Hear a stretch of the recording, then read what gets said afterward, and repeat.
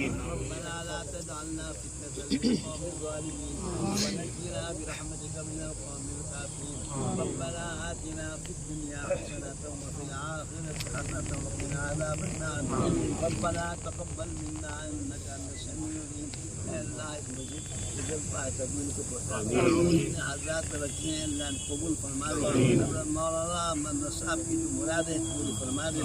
اے اللہ یہ گھر اللہ کے اللہ منی کے لیے بنایا جا رہا ہے، اللہ اس کو قبول فرما دے.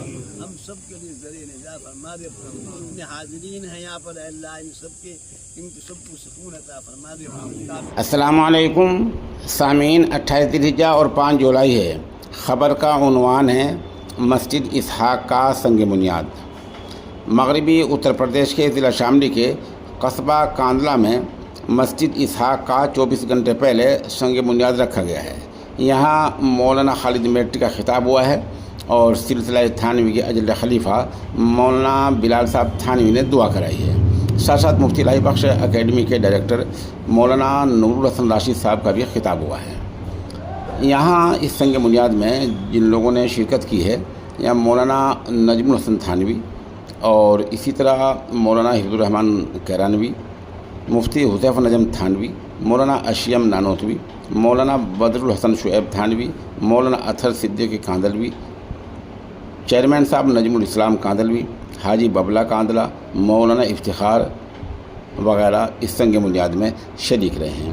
بتا دیں جو یہ زمین وقف کی ہے، تھوڑی اس کے بارے میں ہمیں تفصیل ملی ہے.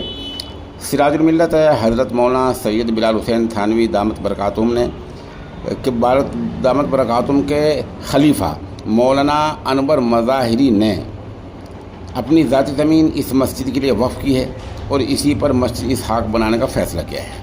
مسجد کا نام جس شخصیت کی طرف منسوب ہے وہ حضرت مولانا یعقوب نانوتوی رحمۃ اللہ علیہ، اولین صدر المدرسین دارالعلوم دیوبند کے پوتے اور مولانا انور مظاہری کاندلوی کے نانا ہوتے ہیں. مولانا نے اپنے نانا جان حافظ اسحاق نانوتوی کے نام پر ایصال ثواب کی نیت سے یہ مسجد بنانے کا فیصلہ کیا ہے. ان اول بیت وضع للناس للذی ببکۃ مبارک وہدی للعالمین فیہ آیات بینات مقام ابراہیم ومن دخلہ کان آمنا. حق تعالی شانہ نے اس آیت شریفہ میں بیت اللہ کے لیے، مکے کے لیے کئی باتیں فرمائی ہیں. سب سے پہلی بات تو یہ ہے کہ مکہ اور بیت اللہ جو ہے وہ اس زمین پر اللہ کا سب سے پہلا گھر ہے. اور کیا بات کہی جاتی ہے، بڑی عمدہ بات. یہ کہا جاتا ہے کہ دنیا کی تمام چیزیں بیت اللہ کی بیٹیاں ہیں.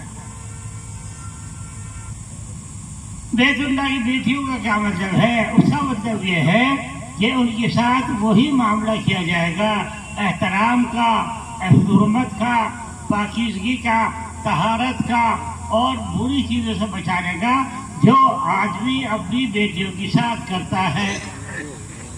اور